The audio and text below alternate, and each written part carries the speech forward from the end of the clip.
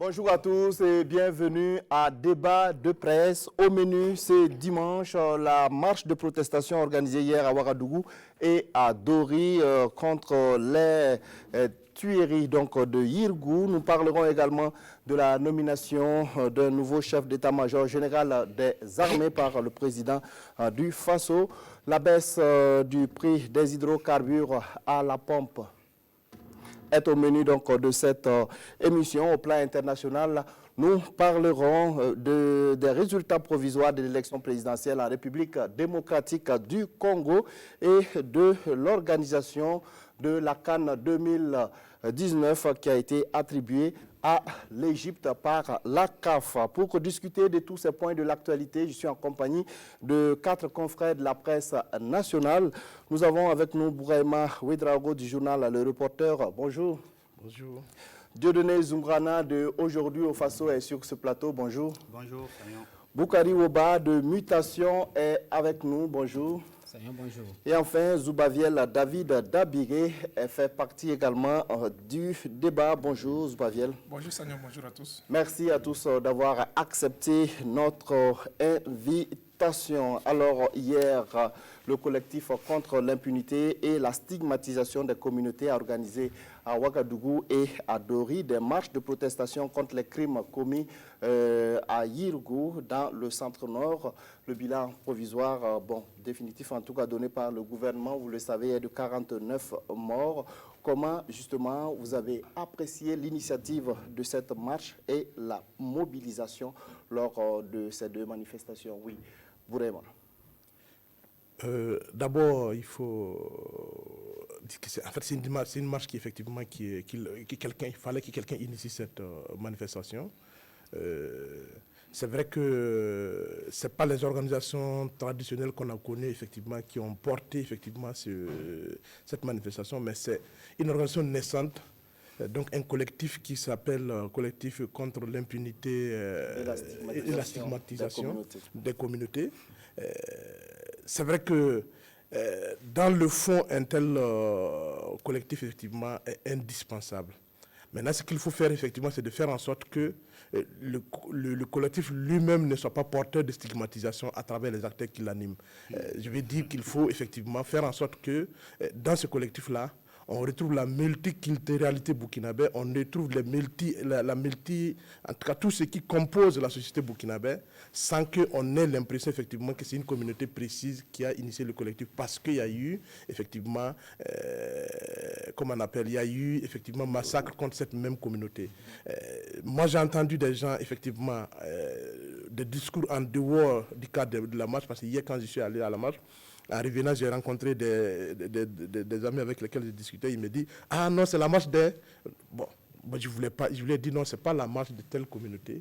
C'est vrai ça peut avoir l'impression, mais nous sommes déjà dans l'émotion et il faut sortir de cette émotion-là. Comme c'est un travail qui est en train de s'organiser, on va y arriver. Mais pour revenir à la marche elle-même, je dois dire effectivement que c'est un très bon début.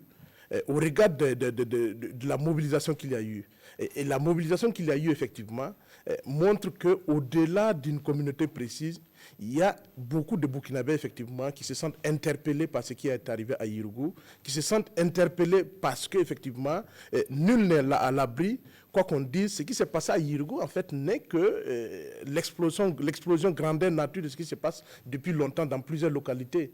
Et il n'y a pas de communauté qui n'ait pas été victime, ou en tout cas des membres d'une communauté burkinabé qui n'ait pas été victime de cette stigmatisation, quelque part sur le territoire burkinabé. Donc il était bon, effectivement, il était temps qu'on initie une telle manifestation pour interpeller le gouvernement, pour qu'on crève enfin l'abcès pour poser le débat de la question ethnique. Ça, c'est un premier débat, un premier élément. Deuxième élément, la question de l'impunité.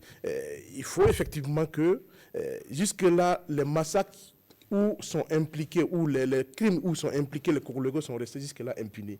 Et ça doit s'arrêter. Parce que depuis 3 ans, il y a effectivement... Okay, on va y arriver. Oui, Dieudonné, sur cette marche et la mobilisation, alors Bourema disait que la mobilisation était de taille, mais il faut préciser aussi que dans ce collectif, ils ont été clairs, hein, ce n'est pas un regroupement d'une communauté donnée. Il y a donc plusieurs communautés donc, qui sont regroupées au sein de ce collectif. Oui, bon, je pense que c'est une bonne initiative. À partir du moment lorsqu'il y a crime, il faut qu'il y ait justice, il faut qu'il y ait châtiment. Ça, c'est indéniable, personne ne conteste cela. Et je pense que déjà le porte-parole de ce collectif-là, Daouda Diallo, avait déjà donné le tempo en disant que en tout cas, la marche du samedi, c'était vraiment pour... rappeler au bon ou au mauvais souvenir de l'État que quand même, dans un État de droit, il n'est pas normal qu'une communauté soit victime de ces atrocités-là sans que l'État ne réagisse. Mais c'est vrai que même sans y aller à la marche, ou ceux qui sont allés, vraiment, bon, ce qu'a dit Bourema tout à l'heure, on l'a entendu, ce qui gêne aux entournures, bon, c'est qu'on a eu l'impression que le mouvement a été effectivement cornaqué et en tout cas porté par la communauté qui a été suppliciée à Yirgou. Donc voilà, l'une des communautés. Donc ça donnait l'impression, on aura le temps de revenir là-dessus. Or, c'est une communauté qui est intégrée parce que, bon, quand on prend un peu l'anthropologie même du Burkina Faso, les communautés ont toujours vécu en bonne intelligence. Donc, il ne faut pas qu'on... Parce que c'est un peu aussi un glissement. On flétrit les Korlouéro, mais la communauté qui a fait la marche samedi aussi, bon, elle est dans son droit, mais il faudra faire attention pour qu'il y ait ce melting-là, dans ce collectif-là, parce que quand on prend le président, c'est un peu, bon, il faut appeler un chat, parce que nous y sommes, tout le monde sait, bon, faut pas tourner. Ouais, le porte-parole, c'est un peu. Et quand on regarde, bon, j'ai demandé à mon reporter, j'ai regardé un peu la télé, il dit en tout cas que la grande majorité des marcheurs, là, même s'il y a d'autres communautés, étaient peu. Ce qui s'explique, mais il faudra vraiment mélanger, donc, mélanger, voilà. Pas de stigmatisation dans ces mouvements. On aura le temps même de revenir un peu sur ce qui s'est passé à Yirgou quand même pour un peu, parce que nous avons... Oui, justement, Bourema parlait donc des Kolwego. On a entendu donc lors de cette marche le collectif exiger le désarmement et la dissolution donc de ce groupe d'autodéfense dans cette localité.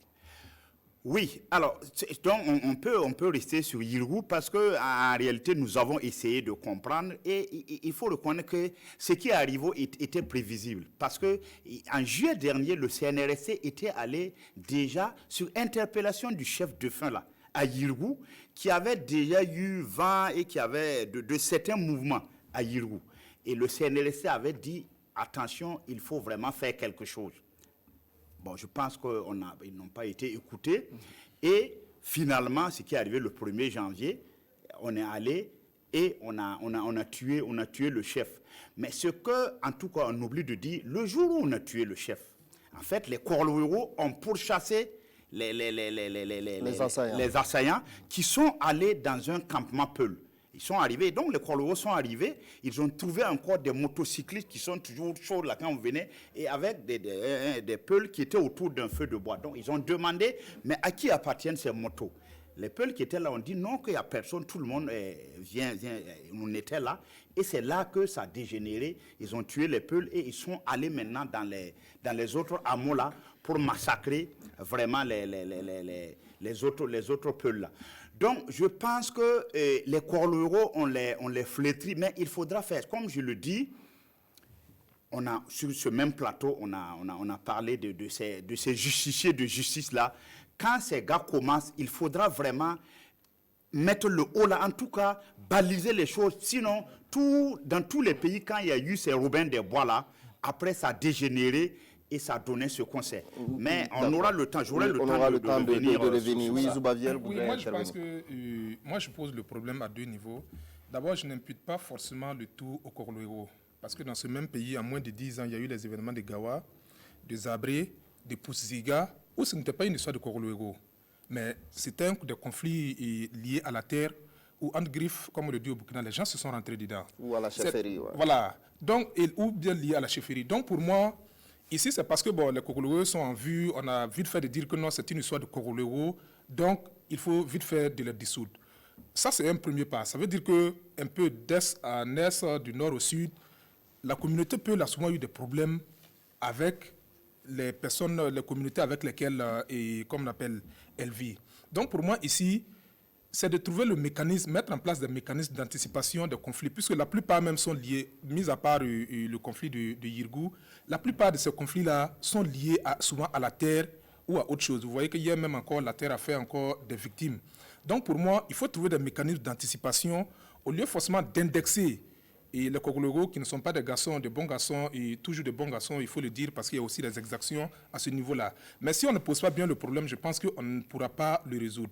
La deuxième des choses, et comme Dieudonné le disait, c'est que dès l'annonce de cette marche, moi j'ai eu peur d'une chose. J'ai eu peur que on rentre dans une sorte de repli identitaire, de sorte à ce que les gens, une partie des Burkinabés soient dans la rue. Mais fort heureusement, hier, on a vu que c'était les Burkinabés, de façon générale, qui étaient dans la rue pour dire que nous n'acceptons plus ces façons de faire-là. Il faut que ça s'arrête. Et c'est d'autant plus important que c'était quelque chose, la stigmatisation avait été à un moment donné banalisée. On a vu même sur des plateaux de télévision, sur les antennes de radio, des hommes politiques qui s'en sont appris à des gens frontalement sur des bases ethniques. Je pense même au passage du professeur. Oui, on va parler. Voilà, ok, donc on ne reviendra pas là-dessus. Mais c'est de dire qu'aujourd'hui, au-delà de cette marche, il faut qu'on se dote de mécanismes pour essayer d'endiguer ce phénomène-là. L'Assemblée nationale peut commencer même par prendre une loi pour dire que celui qui est victime de stigmatisation peut porter plainte et du coup, voilà la sanction. Il faut qu'on aille de sorte à ce que, puisque c'est le vivre ensemble qui est mis à mal, qui est mis à mal ici. Alors, donc, on va écouter Woba sur la question qui n'a pas encore parlé depuis le début de l'émission. Oui. Merci, sauf que je ne sais plus par où commencer. Déjà, il faut admettre tous qu'il y a un problème Peul au Burkina. Je crois qu'on a souvent peur des mots. Newton a eu tort de l'avoir dit peut-être trop tôt. En 2012, suite aux événements de Zabré, il avait fait cet article-là dans l'événement qui lui a valu plusieurs interpellations au niveau du Conseil supérieur de la communication, qui posait réellement le problème Peul. Parce qu'il y a de la stigmatisation, certes, à l'endroit de bien d'autres communautés, mais des représailles telles qu'on les a très souvent vues. Très souvent, une battue organisée contre une communauté qui est installée là, avec des morts, avec des incendies, donc avec des déplacements de population importants. Je ne sais pas si vous avez des exemples. Moi, les cas que je connais, c'est généralement les communautés Peul. Donc là, c'est un problème Peul qui est posé. Mais ce n'est pas aussi un affrontement Moussi-Peul comme on l'a vu à Yirgou. Parce que c'est ce qu'il faut éviter de dire, qu'on pense que c'est parce que c'est des Moussi qui étaient là-bas ou bien c'est parce que c'était des Korloéro qui s'en sont pris au Peul. Non, pas du tout.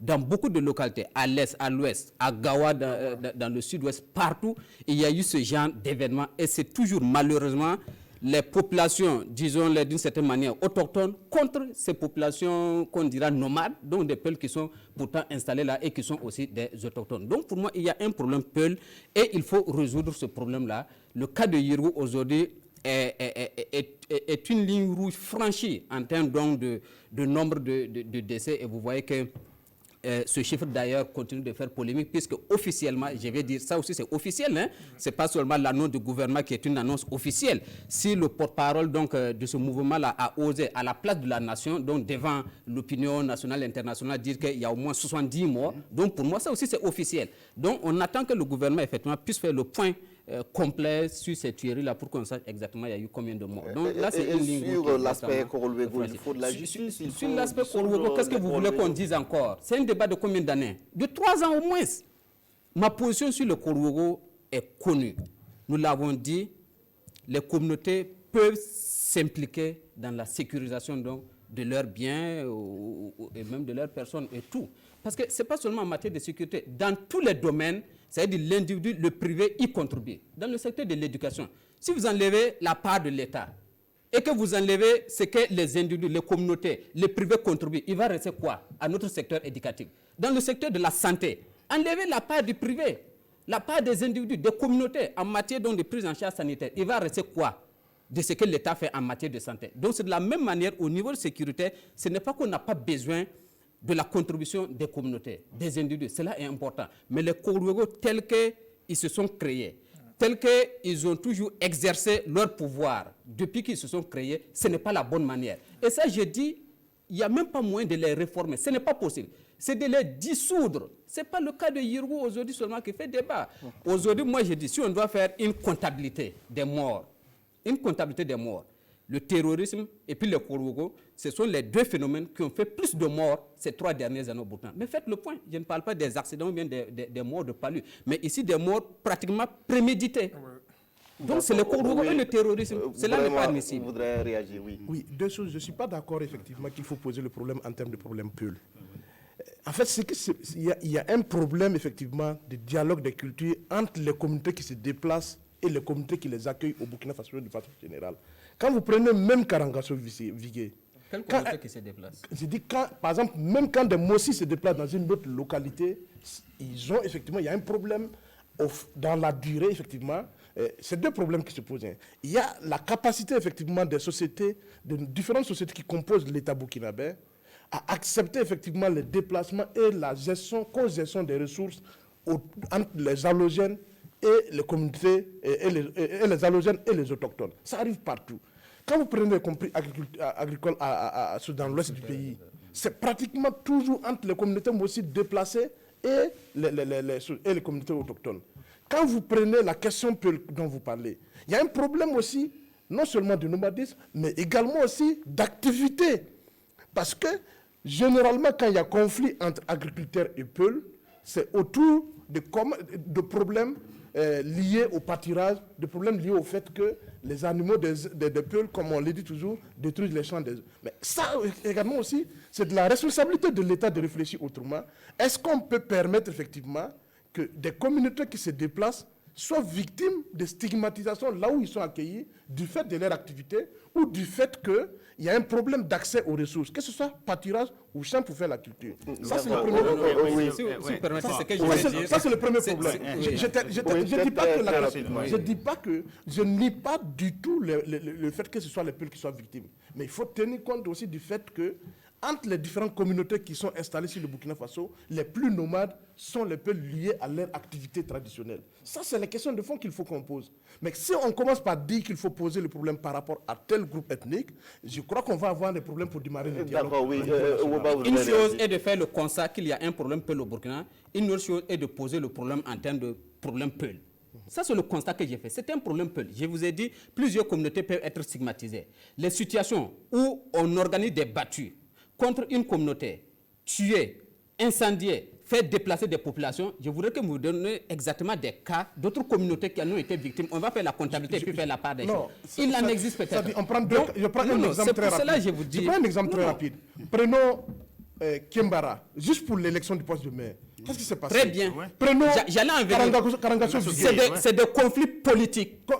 C'est des conflits politiques. Je voulais le cas de Karangasso Vigué. C'est un problème avant tout foncier, effectivement, des populations d'une certaine manière qu'on ne considère pas comme autochtones. Mais ce qui fait qu'aujourd'hui, Karangasso Vigué est un problème, c'est le problème politique.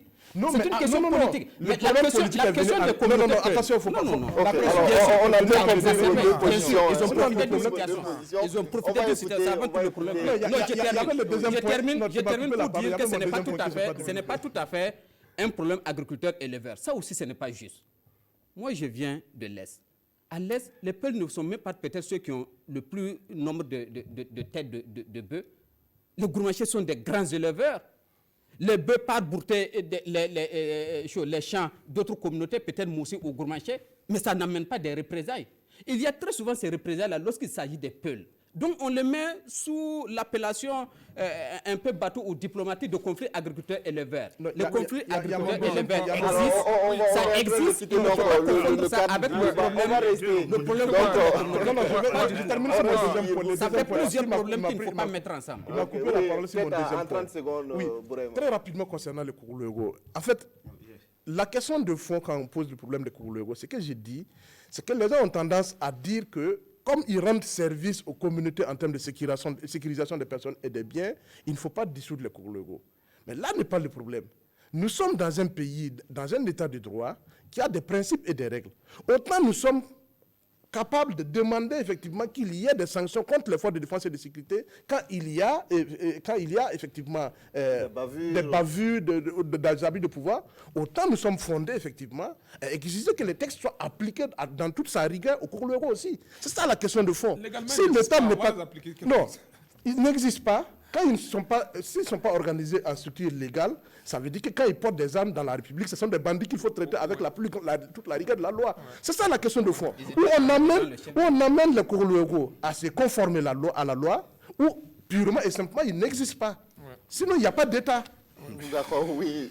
Oui, donc, je sais que le problème, je ne suis pas totalement d'accord aussi avec Ouba, parce qu'il ne peut pas aussi balayer en disant qu'il n'y a pas de problème entre éleveurs et agriculteurs. Regardez au Mali, une semaine même avant ce qui est arrivé au Burkina, il y a eu ce cas aussi. Donc il y a quand même, il y a souvent ces cas-là, même si ça n'explique pas tout. Maintenant, pour le cas de Yirou, vous savez quand même que le chef qu'on a assassiné n'était pas n'importe qui. Je touche du bois, mais on rentre dans un village. On assassine le chef, qui était un Kourouléro, qui était un guérisseur. On a assassiné son fils héritier, son petit frère.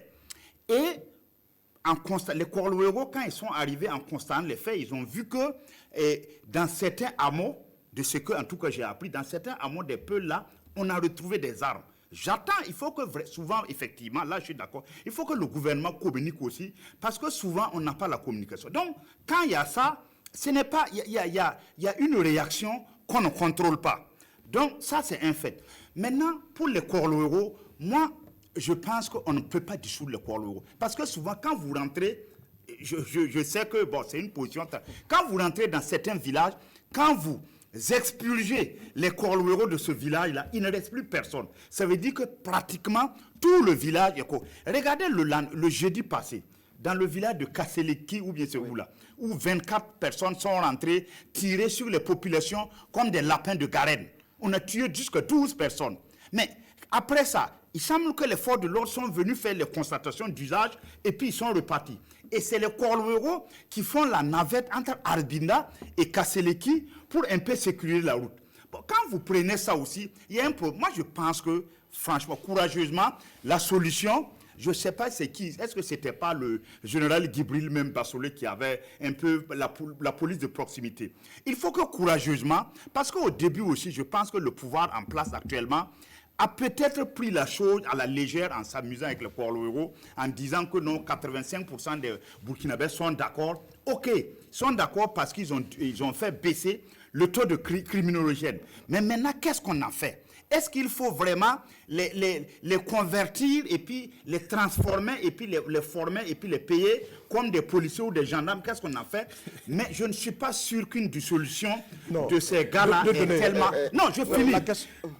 D'autre part, je suis d'accord que autant on doit appliquer la rigueur de la loi si, par exemple, des policiers ou des gendarmes commettent des bavures, autant si ces gars-là font la même chose, on doit appeler. Mais comment le faire? Parce que jusqu'à présent, on n'arrive pas à le faire. Et c'est ça, justement. Commençons par poser le principe du débat républicain. Si on pose ce débat, on va dire au Kourouléro, on n'est pas contre le fait, effectivement, parce que là aussi, ça dépend de la capacité, c'est ce que j'ai dit dans ma dernière phrase. Et de ceux qui gouvernent à réfléchir aussi. C'est ce que j'ai dit. Parce que quand on est en face d'un problème comme ça, on ne croise pas les bras et puis chanter dans tous les qui sont utiles. Quand il y a un problème comme ça, on réfléchit et on trouve des solutions.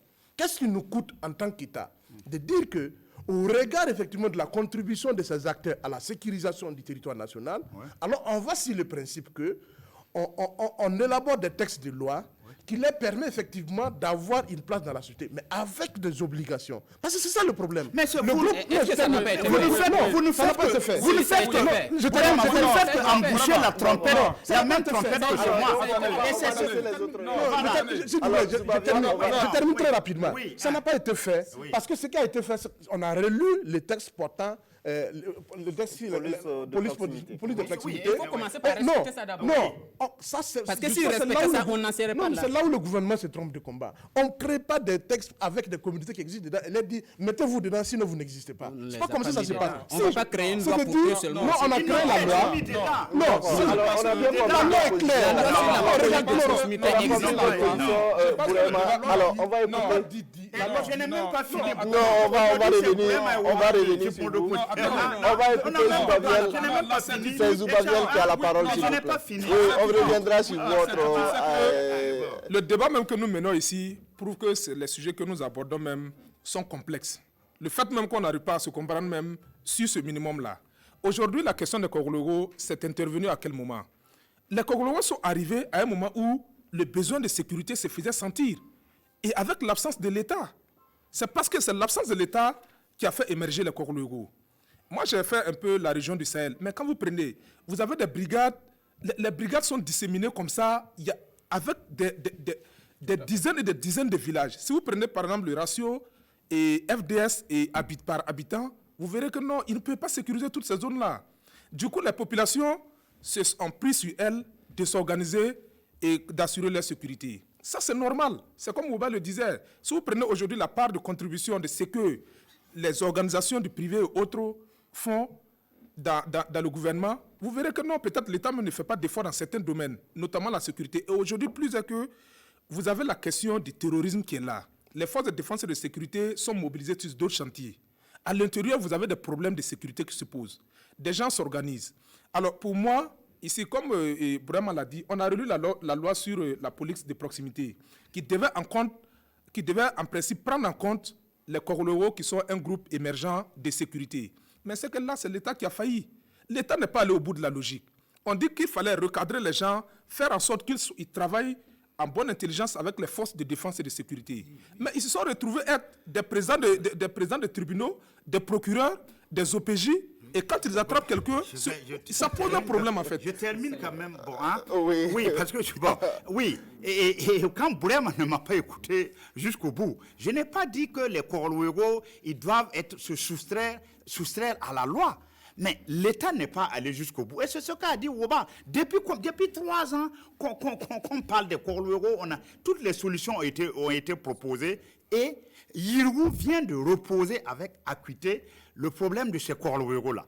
Mais pour revenir au problème Peul-là, j'ai parlé tout de suite de l'anthropologie, non, je vais du peuplement. Prenez même quand on prend le royaume aussi, prenez la généalogie des empereurs. Quand on prend la généalogie des empereurs, les Peuls ont toujours fait partie de l'architecture institutionnelle des Mossi. Il y a eu même un Peul qui a pu usurper le trône du royaume. Je vais pas, mais rapidement. Oui. Et quand on fait la généalogie, on saute Naba Motba. C'est pour dire que les Mossi n'ont jamais eu de problème avec les Peuls. Mais pourquoi Yirgou, il y a eu le pogrom, ce massacre pratiquement ethnique de Yirgou?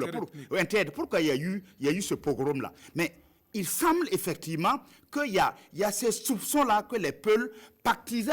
Là aussi, il faut le dire, pactisaient avec les djihadistes. Et qu'il y a eu des armes qu'on a trouvées dans les hameaux de ces Peuls-là. Donc je pense qu'ici, c'est l'État. Là, on est d'accord, vraiment. C'est l'État qu'on doit interpeller pour voir qu'est-ce qu'il faut définitivement faire pour résoudre ces problèmes de Kogoloro-là. Mais nous allons être ici en train de gloser, il faut. Mais il y a certaines... Ouba venait de dire que le jour où le chef de l'État est allé à Yirgou, mais on a vu les Kogoloro qui étaient armés et qui écoutaient le chef, ils étaient là, armés. Est-ce qu'on imagine quand même ces gars-là être devant le chef de l'État avec sa sécurité, mais ils sont armés. Donc il y a un problème et c'est l'État qui est interpellé. D'accord. Oui. Alors on a bien compris vos différentes positions. On ne pourra pas faire le débat plus que ça parce qu'on a d'autres sujets.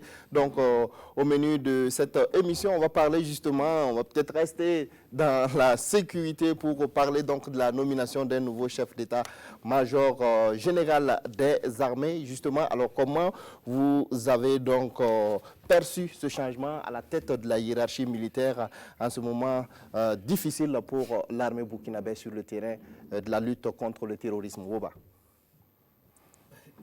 Moi, en fait, tout ce que je salue, c'est le fait qu'il y ait eu une décision.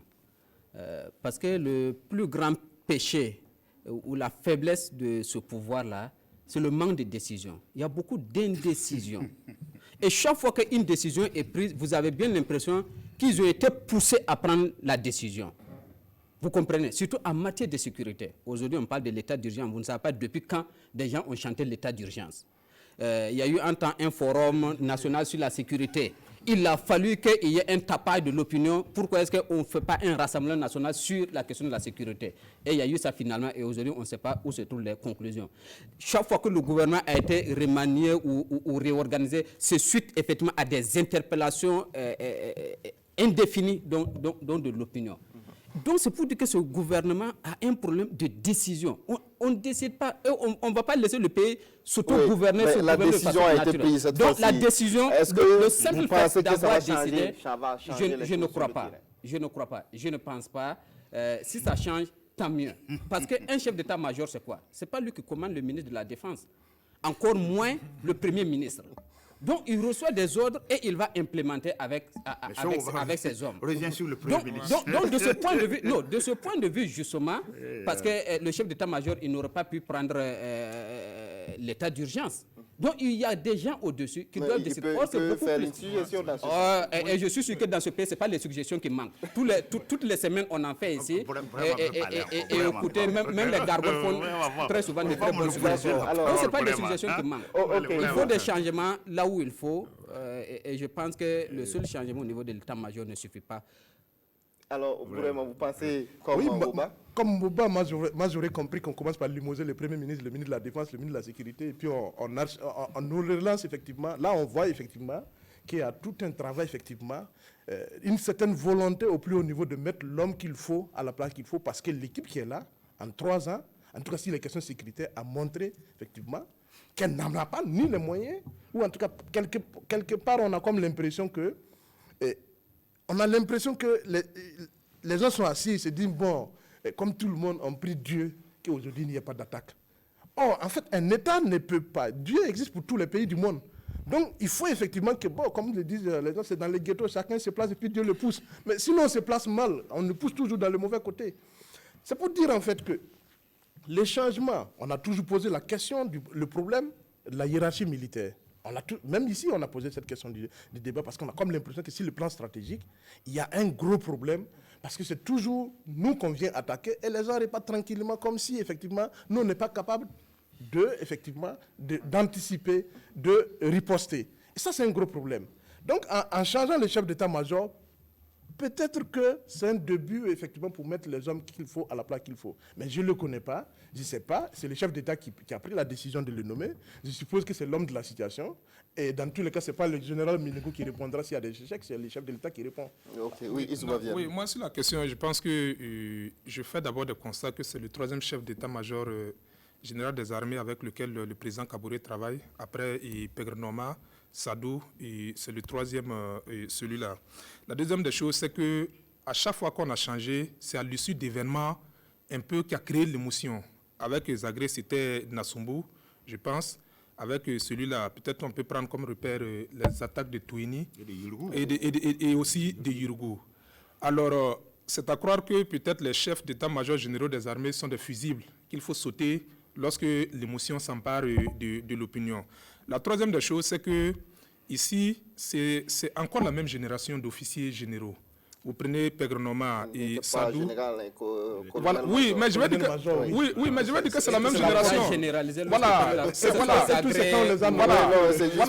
Voilà, ok, donc voilà, général. Mais c'est la même génération. Quand on prend Zagré, quand on prend Sadou, quand on prend lui, c'est la même génération d'officiers qui ont certainement fait Saint-Cyr, je ne sais pas, c'est l'école de guerre de Bamako.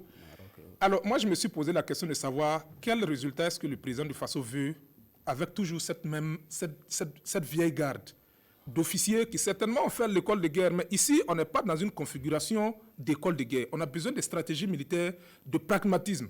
Parce que vous avez ici, ce n'est pas les situations où on fait sortir la carte du Burkina coloriée en rouge et on dit, et on se remémore ces coups d'école de guerre pour essayer de penser la stratégie. Non, ici, on a besoin des gens qui sont pragmatiques, des gens qui sont en phase, parce que ce qui se passe au Burkina s'apparente un peu à une sorte de guérilla urbaine, si vous voulez.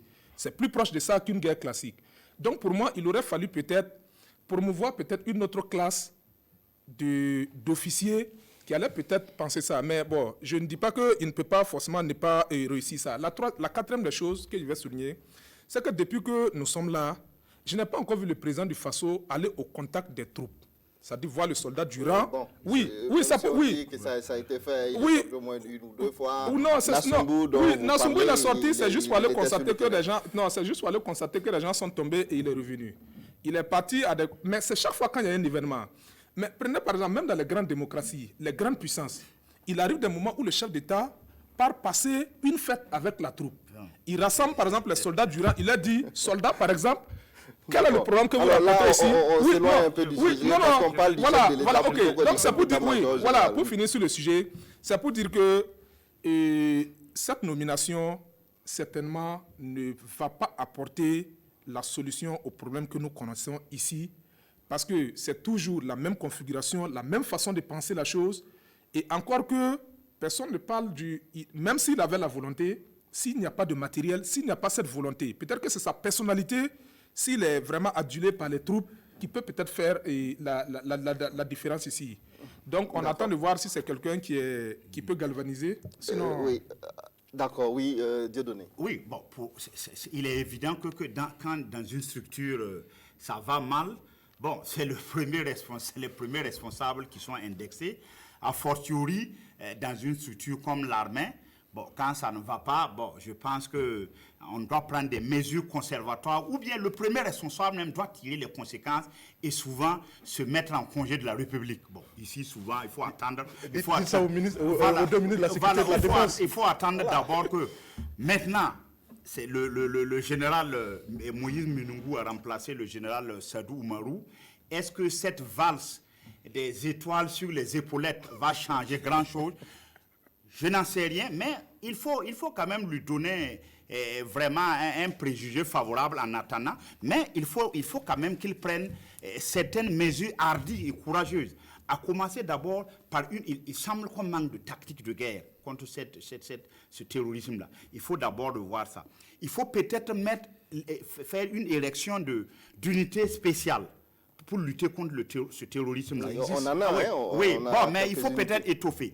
Ensuite, il faut quand même résoudre cette crise générationnelle-là. Je m'explique parce qu'il semble qu'il y a une crise générationnelle entre les jeunes militaires aujourd'hui qui trépident d'impatience de monter au front et la vieille garde qui est là, et comme c'est le mandarinat dans l'armée, vous ne pouvez pas être là et puis bousculer les chefs. Donc il faudra qu'il résolve cette crise générationnelle-là. La crise de commandement, parce que depuis 2011, la chaîne de commandement est rompue. C'est une armée qu'il faut reformer de fond en comble. Il y a ça, et puis le doter de matériel. Parce que même si on dote l'armée de matériel, s'il y a cette crise de commandement, ça ne va pas aller. Ensuite, je crois qu'il faut aussi résoudre la crise intra-corps. Je m'explique. Parce que c'est quoi? Dans cette lutte contre le terrorisme, on a l'armée, la gendarmerie, la police qui luttent contre. J'ai été interpellé dans la rue par des policiers qui me disent « Bon, on écoute vos débats là, mais est-ce que vous savez que nous, les policiers, nous sommes sur le terrain et on refuse de nous donner les armes nécessaires parce que les militaires disent que non, ces armes-là, nous ne sommes pas aptes à les utiliser. » Donc, conséquent, les policiers estiment qu'on les envoie au casse-pipe terroristes parce qu'on ne les dote pas d'armes appropriées. Donc, il faut que le général Minungu résolve tout ça. Maintenant, je suis d'accord avec Bourema, mais là, c'est le président du Faso qui va résoudre. Quand ça ne va pas effectivement, c'est les ministres chargés de surveiller et de punir, pour reprendre le titre d'un livre, Michel Foucault, les ministres chargés de surveiller et de punir, qu'on doit vraiment sanctionner, en l'occurrence ici, mais ça, c'est les prérogatives du chef de l'État. Et depuis lors, vous voyez que Ouagadougou bruit de remaniement. On espère que ce n'est pas une grossesse nerveuse et que finalement, il y aura cet accouchement-là et que le remaniement va advenir. Oui, très rapidement. En fait, c'est ce qu'on dit de donner. Oui. Nous disons, de toute façon, dans tous les cas, succès ou échec, le premier responsable, celui qui en assume, c'est le président du Faso. Claire. Ça, c'est clair et net. C'est pour ça, d'ailleurs, même le problème, c'est qu'en tant que citoyens, nous sommes victimes. Et nous sommes obligés, effectivement, de faire en sorte qu'on réduise au maximum les victimes, qu'il y ait de l'action qu'on puisse anticiper. Pour revenir à la nomination du chef d'état-major général des armées, il faut le dire tout net. En fait, le procès qu'on fait à la hiérarchie militaire, à cette classe d'officiers, en fait, c'est la même génération de politiques que nous avons. Donc, c'est les mêmes copains qui se retrouvent au niveau gouvernemental, au niveau politique, qui se retrouvent dans l'armée. Et quand on travaille avec une génération de copains et de coquins, on ne peut pas espérer des résultats. C'est ça le problème. Non, il faut qu'on aille au bout de ça. Non, parce que quand vous regardez... Mais je termine. Quand vous prenez les officiers que nous avons aujourd'hui, c'est pratiquement... vous retrouvez les mêmes promotionnaires en dehors de l'armée, dans la sphère, soit dans l'autre sphère de l'administration ou dans la sphère politique. C'est ça qu'on dit. Or, les jeunes dont vous parlez, les jeunes officiers qui veulent monter justement, font peur. En fait, à cette classe, non, ils font peur non seulement à cette classe. Mais je rapidement, mais également aussi, il faudra faire attention aussi parce que vous savez, les gens veulent qu'on fasse table rase tout de suite. On ne peut pas cette tabula rasa là, on ne peut pas balayer rapidement et puis faire monter. Non, il y a des pays, il y a des pays où il faut aller par là. Je suis d'accord qu'il faut faire monter. On aurait pu, toute la classe de colonels et autres, on aurait pu, ça n'aurait pas coûté au chef de l'État en arrivant, en sachant qu'il y a eu des fissures. Non, en sachant qu'il y a eu des fissures de l'armée en 2015, l'armée a montré ses fissures. Il y a eu la jeune génération d'officiers qui a défié l'ancienne garde à la faveur du coup d'État. Quand le président, mais vous ne pouvez pas ménager de l'eau et de l'huile et vouloir que non, ça donne comme quelque chose. Il faut les faire monter crescendo, mais je ne suis pas pour une tabula rasa subite comme ça. Non, on aurait pu peut-être déclasser une bonne partie. On a une cinquantaine peut-être de colonels aujourd'hui dans l'armée. Qu'est-ce que ça coûtait peut-être de mettre une bonne partie peut-être à la retraite ou bien les nommer, je ne sais pas, conseiller des ministres ou je ne sais pas quoi et faire monter une nouvelle, la nouvelle génération. Ok, d'accord, on a compris, oui. J'ai dit ici qu'on a une armée, j'ai employé le mot macrocéphale. C'est une armée qui est grosse, dégradée et autres. Alors, c'est Woba donc qui a la parole. On va écouter Woba et puis évoluer dans le débat. Woba. Là-dessus, moi je pense qu'on a un problème d'investissement dans notre armée. Au-delà de la question de la hiérarchie du personnel, j'ai eu l'occasion d'échanger avec des jeunes soldats qui sont montés au front, que ce soit au nord ou à l'est aujourd'hui. Ils vous disent, même quand souvent nous, on pleure à leur place en disant que c'est chaque fois des gens de 20 ans à peine qui tombent, dont des très jeunes, ils disent non, leur jeunesse n'est pas leur problème, c'est leur équipement. Les gens sont au front, ils n'ont pas les moyens qu'il faut pour faire face à l'ennemi. Vous voulez qu'ils fassent quoi? Quand vous prenez le cas de Touéni, ce qui est arrivé, moi je dis, ce qui est grave, c'est le fait que jusqu'à 2 convois de militaires, dont de gendarmes quand même, aillent faire face à des bandits armés qui les descendent tous. Le premier convoi est parti en véhicule. Le deuxième est parti en véhicule. Alors qu'il y a eu un premier incident où tout le monde savait que c'est pratiquement des personnes, des individus armés non identifiés qui ont mis le feu donc à l'école. Aujourd'hui, on ne nous a pas encore rassuré qu'on a des moyens aériens pour survoler notre territoire. Et il y a des zones, je vous dis, à l'est où aujourd'hui, pratiquement personne n'y entre. L'administration n'y est pas. Il n'y a que des terroristes qui ont investi ces localités-là. Vous voulez qu'on fasse quoi? Vous avez beau mettre peut-être le plus grand stratège de guerre avec les moyens qu'on a là. Je ne sais pas si on a les moyens et qu'on ne les sort pas ou bien on ne les a pas du tout, mais je suis persuadé qu'avec les moyens que les hommes ont sur le terrain là, on ne pourra pas faire face à l'ennemi. Donc il faut un investissement conséquent en termes de matériel. C'est tellement évident. Bon, on espère que le budget qui a été voté en 2018 a pu pas qu'il met l'accent sur... Et je pense que ça va... Et je pense que ça va... Je pense que ça va se faire... On n'envoie pas de troupes sans de moyens. Oui, mais je pense que... Mais je pense que... Ouais, je pense qu'on a 2 problèmes dans l'armée. C'est un problème de commandement et les moyens. On a un problème de commandement. On n'envoie pas des soldats à la mort. Mais je pense que que tout ça, je pense que le gouvernement en est conscient. Et j'espère que ça va se faire, surtout que le Burkina doit prendre la présidence du G5 Sahel en février. J'espère qu'on va enclencher la machine. C'est ce que je disais, j'espère que le nouveau budget, en tout cas, qui a donné une bonne part à la sécurité et à la défense, si ça sert pas à construire des villas, permettront de résoudre le problème. On va changer de sujet et puis parler très rapidement donc, de cette décision du Conseil des ministres du mardi dernier, un conseil extraordinaire donc, qui a décidé donc, de la baisse du prix des hydrocarbures à la pompe, une baisse de 20 francs pour le litre du super et de 30 francs pour le gasoil et enfin de 83 francs pour le pétrole lampant. Quelle appréciation vous faites donc de cette décision de baisse du prix des hydrocarbures de données?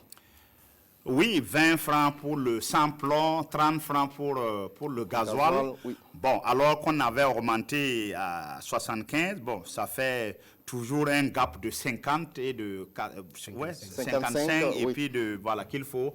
Mais bon, ce qu'il faut quand même saluer, c'est que bon, le gouvernement a réajusté le prix avant les 3 mois. Je crois que le ministre de la Communication, porte-parole, avait dit qu'il n'était pas possible d'envisager un réajustement avant les 3 mois.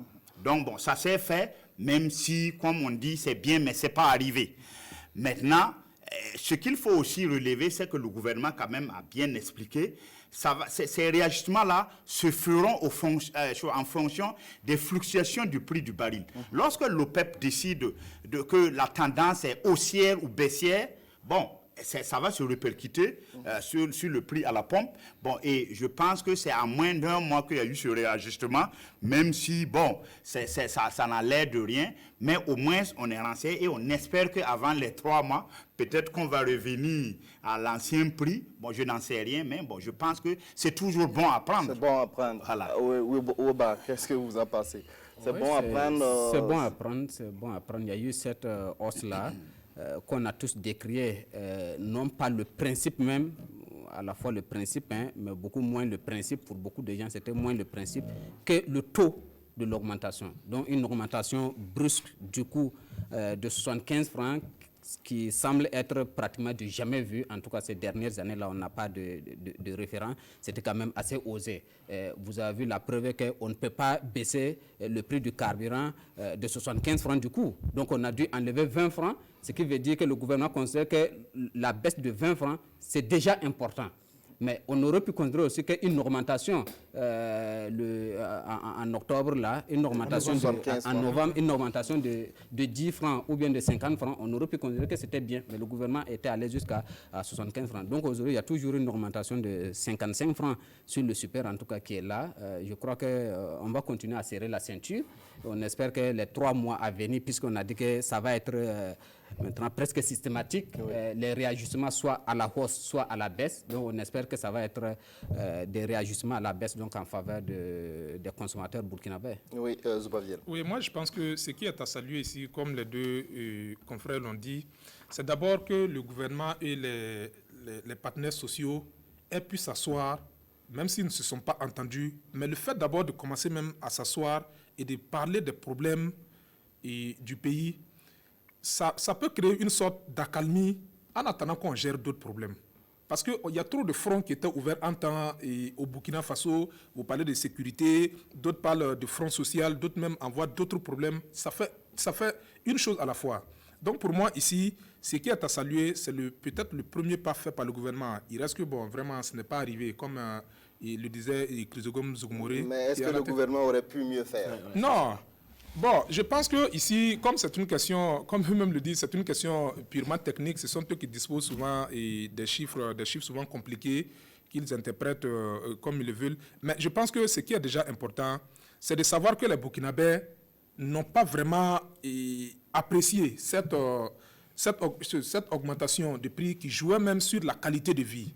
Et si le gouvernement a pris la mesure, a tenté de baisser ça, et maintenant peut-être se projeter dans le futur pour dire que chaque 3 mois, nous allons essayer de réajuster. Puisque l'espoir même qu'on entretient que chaque mois, il peut avoir soit une baisse, soit une hausse, c'est déjà quelque chose. Donc pour moi, c'est de continuer peut-être les discussions entre gouvernement et partenaires sociaux, de sorte à ce que le front social puisse quand même s'apaiser un peu pour que, bon, on passe à autre chose, quoi. Oui, vraiment. Oui. Oui, c'est comme l'a dit Oba, en fait, le gouvernement a diminué l'augmentation. On avait augmenté 75 francs, on s'est rendu compte que c'est trop, donc on a diminué l'augmentation de 20 francs, donc c'est 55. Mais ils disent que c'est un rapport avec la baisse. Mais on ne nous a pas donné, est-ce qu'on nous a donné, ce qu'on ne nous a pas dit, Est-ce qu'on a pu aller ce qu'on nous a pas dit, la baisse du prix du baril au plan international, entre l'augmentation de 50 francs et la baisse de 20 francs aujourd'hui, c'est de combien? Et quelle est la proportion? Ça, on ne nous a pas dit. Parce que si on rentre dans ce débat-là, moi j'ai l'impression que, en fait, la vérité, peut-être que je me trompe, c'est que le gouvernement s'est rendu compte effectivement que l'augmentation était trop forte et qu'il fallait effectivement faire quelque chose pour montrer quand même qu'il y a, c'est pas une volonté effectivement de spolier les citoyens, mais c'est parce que effectivement le gouvernement était coincé par rapport à la gestion de la Sonabi et qu'il fallait effectivement faire un geste. Et ces gestes-là, en faisant cette baisse, que nous disons c'est bon, mais ce n'est pas arrivé. Nous espérons qu'en fait, il faut aller plus pour gérer la question du carburant. Il faut que le Burkina, ça aussi, c'est ce qu'on reproche au gouvernement. Cette incapacité de rompre avec les pratiques habituelles, là, ça qui pose problème. Réfléchissons structurellement. Est-ce qu'on peut continuer à maintenir la Sonabi dans la structure actuelle qu'elle est et continuer à gérer les carburants au Burkina Faso? Ça, c'est des réflexions qu'on peut faire. Mais allons sur le fond des problèmes, mais ne nous contentons pas de forme. Parce que si on arrive à trouver un système qui est là, réfléchissons à quelle est la plus-value, effectivement, que le gouvernement a pu avoir par rapport à la restructuration de la Sonabi, par rapport, effectivement, à l'importation de façon générale des hydrocarbures au Burkina Faso et à sa mise à disposition aux citoyens. C'est là toute la réflexion de fond que moi, je pense que le gouvernement devrait... Peut-être pour compléter, il faut peut-être faire cette réflexion, mais ne pas perdre de vue aussi que nous sommes un pays de l'interland et nous sommes... Le Mali, nous sommes très dépendants aussi du prix du baril à l'international. Donc, il faut tenir compte de tout ça. Bon, et puis peut-être... mais c'est peut-être parce que la Sonabi a toujours vache à lait. Oui, bon, ça c'est depuis longtemps. La Sonabi a toujours été la vache à lait. Bon, il y a toujours eu quelque chose d'opaque. Il faut réfléchir, mais ne pas perdre de vue que nous sommes tributaires du prix à l'international du baril. D'accord. Alors, on va parler donc... d'un tout autre sujet, on va parler de la République démocratique du Congo où l'opposant Félix Tshisekedi a été déclaré vainqueur selon les résultats provisoires de l'élection présidentielle du 30 décembre. Les chiffres selon la CENI, Félix Tshisekedi arrive en tête avec 38,57% des suffrages exprimés devant Martin Fayoulou, 34%, et Emmanuel Ramazani Chadari, 23,84%. Alors, il y a beaucoup de débats autour de ces résultats. Alors, beaucoup de contestations également. Woba, selon vous, est-ce que les résultats donc proclamés par la CENI sont crédibles? Je ne suis pas le conseil constitutionnel. Oui, mais qu'est-ce que vous pensez de ces résultats? C'est difficile. En fonction de tout ce qui est dit autour de... J'ai discuté avec, j'ai vu un confrère congolais qui s'exprimait, qui dit que des élections dans lesquelles vous voyez le pouvoir qui perd, qui félicite le gagnant, par contre, il y a un opposant qui perd, donc qui allume celui qui était censé être donc son co-opposant, ça pose quand même problème. Donc c'est pour dire que, crédible ou pas crédible, il y a des doutes sur la sincérité donc, de ces élections-là. On a l'impression qu'on a cherché une sorte de juste milieu. Tout le monde savait d'une certaine manière que c'était assez difficile pour Kabila et son camp. Par contre, il y a eu des coalitions qui se sont organisées et on savait qu'il y avait une opposition assez forte avec la coalition donc Fayoulou, et on avait l'impression que ces gens-là étaient bien partis pour gagner et on avait l'impression aussi que c'était les véritables adversaires donc, de Kabila. Mais au milieu, donc, il y avait Tshisekedi qui a peut-être l'avantage de son vieux, donc vu comme opposant. Donc opposant historique, mais qui peut avoir une certaine affinité, qui peut avoir une certaine souplesse vis-à-vis du camp de Kabila. Donc finalement, c'est à lui que le pouvoir est revenu. Est-ce que c'est la poire qu'on a divisée en deux? Je n'en sais rien. On espère que peut-être le Conseil constitutionnel va venir avec les vrais chiffres ou que les contestations, parce qu'il y a des recours, éventuellement que les recours là vont permettre de donner des meilleurs chiffres qui vont nous rassurer. Oui, Dieudonné.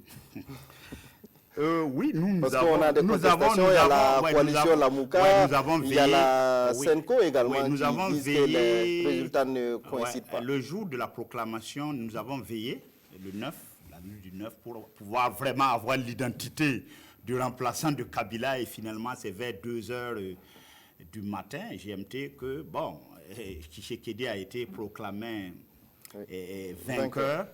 Alors, il faut dire que Kabila a pris le pouvoir à 29 ans. 18 ans après, c'est devenu un Machiavel politique, parce qu'il a réussi à coup de glissement. Malgré l'opposition de l'Union européenne, des États-Unis, il a réussi à coup de glissement, de massacre, d'intimidation, à garder le pouvoir en mettant aux manettes un président factice, un président croupion, à la personne d'Étienne Tshisekedi. Et nous avons titré...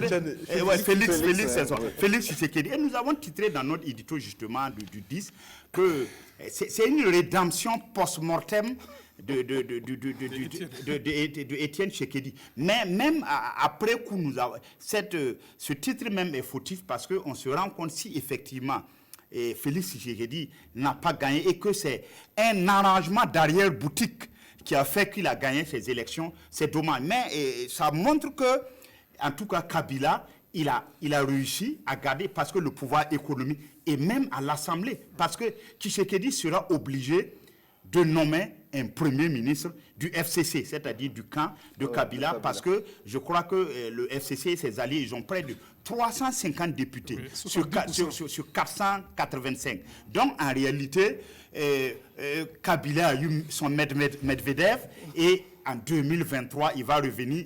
Et ce monsieur-là, bon, quoi qu'on dit, c'est vrai qu'il ne l'aime pas, mais il commence à me séduire, parce que, justement, on va voir si on vraiment partage votre...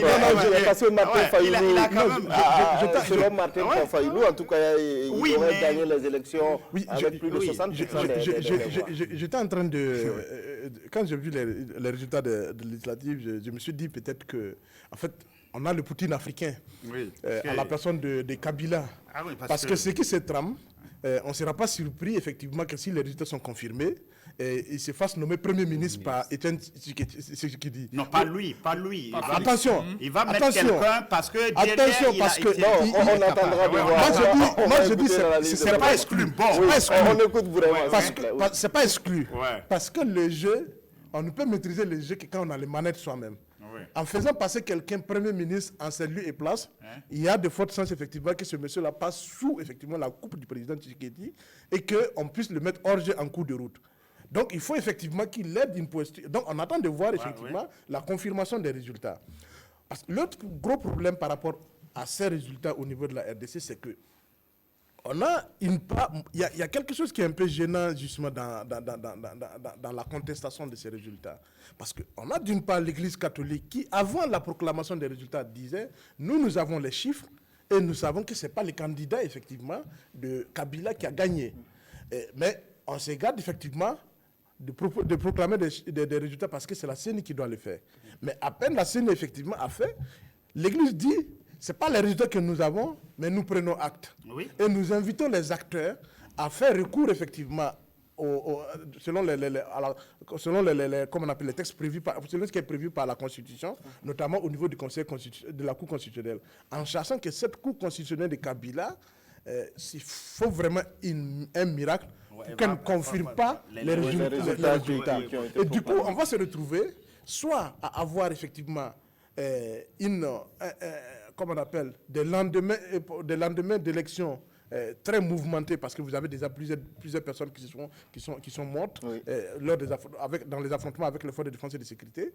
Et la RDC risque de continuer dans cette comptabilité macabre, justement, parce qu'il y a des acteurs qui s'accrochent au pouvoir et qui sont prêts à tout pour y demeurer. Malheureusement, quand on regarde même dans l'opposition, parce que Fayoulou qui revendique la victoire, même lui, Fayoulou, n'est que, effectivement, on lui a délégué le combat, il fait le combat d'autres personnes en la personne de Katumbi et de Mbemba. Alors, moi, je pense que ici, c'est comme Dieudonné l'a dit, c'est un fin stratège politique. En ce que d'abord, pour gagner toute la légitimité dans son élection, il a décidé de les financer lui-même. Donc, ils ont financé leur élection sans l'apport extérieur. Donc, c'est un pays souverain, ils font ce qu'ils en veulent. Alors, la deuxième des choses, c'est que quand l'Église, parce que c'est que moi j'appelle ce que l'Église catholique a fait, c'est une proclamation. Hein, parce que quand vous dites que Ramazani c'est pas lui le président, ça veut dire que c'est une proclamation. Vous avez déjà cité un nom. Quand l'Église a fait sa première proclamation et qu'il a vu que ça ne pouvait pas passer comme une lettre à la poste, de mettre ça a été l'arrangement politique, de prendre Tshisekedi de sorte à ce que entre des opposants, parce que son candidat se met à retrait aujourd'hui, et entre des opposants, entre griffes, il se rend dedans. Et tout ça conduit un peu à peut-être deux situations. Soit il est nommé Premier ministre pour être le Poutine africain, ou bien les opposants se rendent dedans, comme on le dit, ça crée peut-être une guerre civile, et c'est encore lui, il annule peut-être toutes ces élections-là. Il dit, bon, comme vous n'arrivez pas peut-être à vous entendre, moi je regarde ma chose comme il a fait pendant 2 ans. Donc dans tous les cas, il a pris en otage celui qui a été proclamé comme président, Tshisekedi, parce que l'Assemblée nationale lui appartient. Il peut décider à tout moment peut-être d'émettre des motions et d'autres jeux politiques. Les services de renseignement lui appartiennent, l'économie. Donc aujourd'hui, on a vraiment un stratège politique qui est en place. Et un Machiavel politique et africain.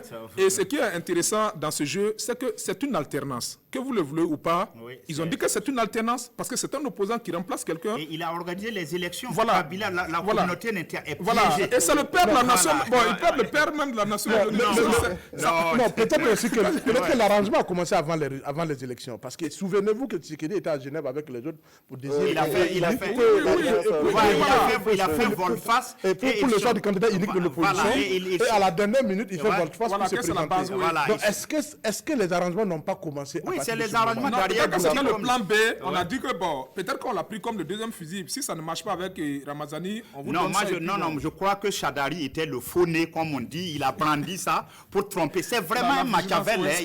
Il a beaucoup appris, Kabila. Il faut lui tirer le chapeau, quoi. Ça va être le mot de fin. Si les résultats, en tout cas, sont confirmés par la Cour constitutionnelle, ça sera la première fois pour qu'une alternance démocratique et pacifique du pouvoir ait lieu donc, en République démocratique du Congo. Donc, depuis l'indépendance de ce pays, on n'aura pas le temps, malheureusement, de parler de la CAN parce qu'il est midi. Passé de quelques minutes, je crois, on aura l'occasion de revenir donc sur ce sujet. Merci en tout cas pour vos différentes contributions et merci à vous également qui nous avez reçus chez vous. Je représente très rapidement les confrères qui ont participé à ce débat. Nous étions avec Bourema Ouedraogo du journal Le Reporter, Dieudonné Zungwana de Aujourd'hui au Faso, Boukari Woba de Mutation et Zoubaviel David Dabiré de la télévision du Burkina. Restez en compagnie de nos programmes. L'information revient tout à l'heure à 13h dans une présentation de Godefroy Bazier.